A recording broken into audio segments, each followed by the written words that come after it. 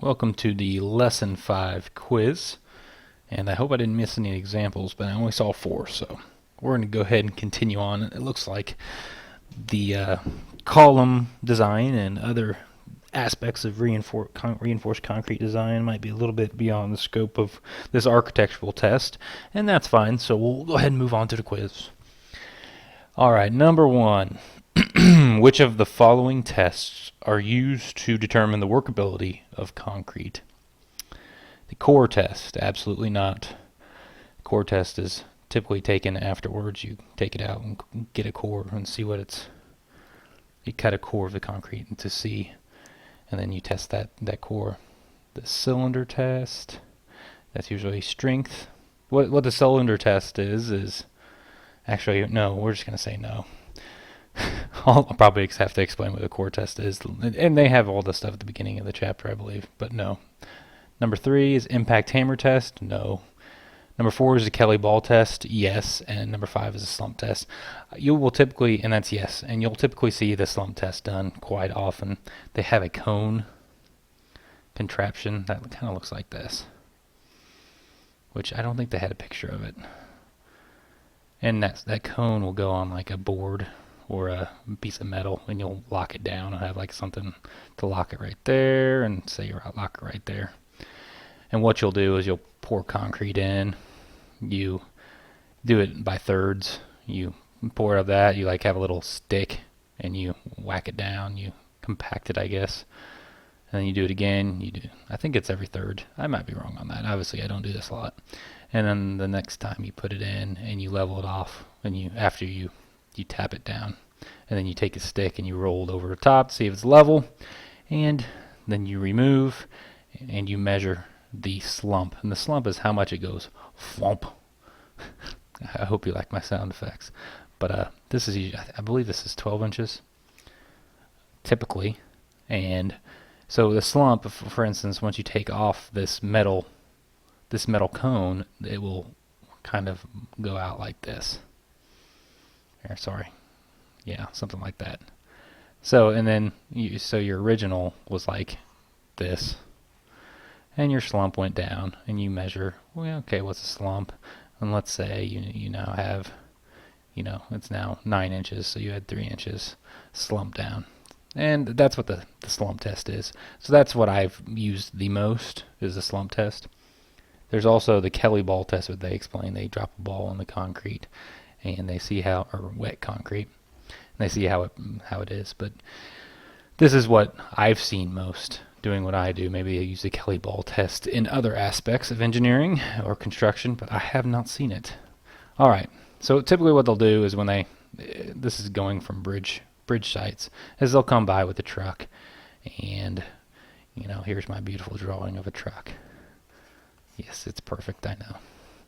And they'll come over here, and they'll drop you some concrete in a big mound, and you come over and you go get them with a shovel and a little hand scooper shovel, and you get some, and you do your test here. You also will fill this is like a black plastic container, and you just fill it in there, and then you cap it, and then you'll write what the job site is and blah blah blah, and then this will harden. Typically you'll leave it there, and testing people will come out, or maybe you can just take it to the after it dries. They'll take this too, and they'll do the compression test. So these are typically the two different things you want to do with that every time that comes out. And if it slumps more than it's supposed to, say the max it's going to slump is, say, 4 inches or 5 inches, let's say, and it slumps 7. Well, typically, being the nice people that you are, you'll say, okay, well, let's give it 5 minutes, let's try it again. And then you try it again. If it continues slumping, you have to reject this concrete. So nobody's happy about that, because this guy's got to go back and get more concrete, and they just wasted this entire, how many cubic yards of concrete, which just doesn't make anybody happy. So I hope I didn't explain that too much. But that's just glazing over what happens at a job site when you come in with the new concrete. And as long as you say, oh yeah, it's good, they'll go and they'll pour that concrete. All right, so Number 1, we answered C. 4 and 5. The Kelly Ball test and the slump test were both tests used to determine the workability of concrete. I hope that just makes sense to you, that the more this slumps, the more water it will have in it and the easier it will to be workable. If it doesn't slump at all, then it's pretty dry and it'll be harder to work. But it'll be stronger, and then you can read that over as well in this chapter. All right. Number 2, what property is measured by the cylinder test? And this is this test actually right here, where you filled this plastic cylinder, you let it dry, and they go take it off, and they have this, let's say this is a plate. It's connected to some sort of jacking machine. Here's another plate, jacking machine. Obviously this is not exactly what it looks like. And then you put the cylinder, you remove it from the plastic, you put the cylinder in, and they push over, and they see, once again, I'm all over the sound effects now. It probably won't go both ways, but it'll crack like that, and it'll get, let's say it tested out F prime C equals 4,600 psi. Which we wanted 3,000 psi or 4,000 psi, so you say, okay, we're good. But typically what they'll do is they'll make, they do not want this to screw up, so they'll make, if you order 4,000 psi, they will bring you 6,000 psi. They really don't, I doubt they even make 3,000 psi anymore. I may be wrong, so don't quote me on that, but usually what they'll get is at least 4,000, probably 5,000 out of any thing they make. They overdo it, in other words, because they don't want to get sued. Because if this goes in and they pour a whole job site and they go back, this is 28 days, 14 days, I forget how many days they break this. I'm guessing around 28 days. So that's a month later. You could have poured an entire section of road. You could have done a bridge deck. You're going to have to rip out that bridge deck, and they're going to have to pay for it. So it's not a fun proposition. So they just make sure that concrete's going to be good. All right, I'm going to erase this stuff. So your answer for number 2 was A, compressive strength. It's not testing for hardness, although it might seem that the harder it is, the more compressive strength it is, but I would say no. Tensile strength is definitely no. It's because it's not pulling on it, it's compressing it.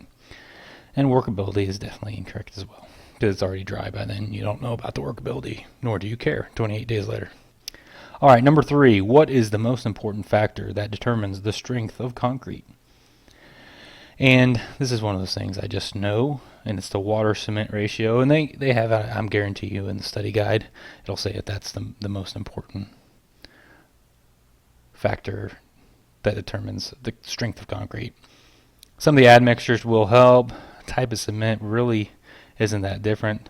The size of the aggregate really won't change at all either. The water-cement ratio is huge. It's by far the most important factor. All right, so the answer is B. Moving on to number 4. Select the correct statements about pre-stressed concrete. And let's look here. Number 1. So we're looking for correct statements. Smaller sizes may be used since the entire cross-section is effective in resisting the applied loads. This is pre-stressed concrete. Smaller sections may be used since the entire cross-section is effective. I would say that sounds true, because now I would look over the pre-stressed section, and this can be a little confusing. But what pre-stressing is, let's say you have a kind of an I section, I'll call it, and a lot of them, actually, I'm just going to go ahead and draw an NU section. I don't know if any of you know what an NU section is, but it's a Nebraska came up with it, and it looks kind of like this. And it's becoming more popular. And there we go. That's horrible drawing. But that's kind of what it looks like. And like any other pre-stressing girder, it'll have stuff like down here. When I say stuff, I mean pre-stressing strands, which are similar to reinforcing, but not exactly. They're higher. Instead of just a bar, they usually have, you know, or you maybe not know, but they'll have stuff in there. It'll be twisted around, so it is different, but it's the same basic principle. It's just higher strength, usually around like maybe let's say 270 KSI as opposed to 60 KSI that we're used to. All right. So there is your cross section. Whoops, that didn't work out so well. Good enough. All right, and what these will do is they'll come over. Actually, let me do this. So this is that beam. This is the beam looking from an elevation view. So here's kind of your flange, and here's your other flange if you want to look at it that way. Actually, let's not look at it. Yeah, let's do that. Let's change colors though when we go for the pre-stressing. So you have these pre-stressing strands, and if they can be straight or what we call draped, and that does not look straight. Straight is just straight over, and I know so these can go straight over. And you can also have draped where they come up and then go up again at the ends. But what this will do is this will actually, when you have pre-stressing, they will put it into they have like a big old plate. It's a big plate right here with the holes in it that look like this. So the plate looks like this, and the holes match up where they're supposed to go. So there's a hole right there, a hole right there. And they'll thread these pre-stressing strands through, and then they'll tighten them up. They'll jack them. They have a jacking machine. They pull these tight. So all these get pulled taut and on each side. So they get pulled real tight, and then they pour the concrete in. And then after a certain period of time, they'll cut these strands loose or let them go, and you'll actually see the beam bounce up like that. It'll camber up. It'll go bong. Once again, sound effects. My lordy. All right, it'll actually camber up, and I did mean to draw this like this. Oh gosh. So it's supposed to be like that. And here is a cord if it's straight. It will actually bounce up if it's draped.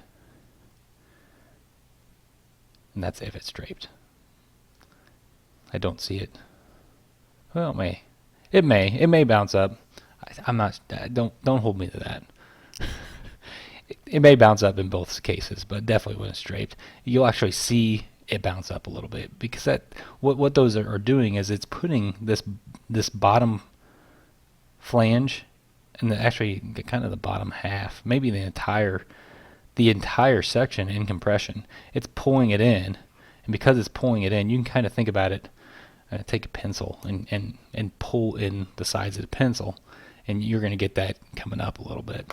So what it's doing is it's making, and I think they show this on there, it's making compression. Let's do compression going this way. Well, actually, I think it's going to be more compression on the bottom. And then when you come in, this is compression going this way. This is a stress diagram here. This is, yeah. Okay, so this is compression. And then when you actually put a load on this, remember, it's going to want to go this way. So you're putting tension in that bottom flange. So the tension will end up, let's say it's that, and then you want to, remember, it looks, if you take it a non-pre-stressed section, it'll look something like that.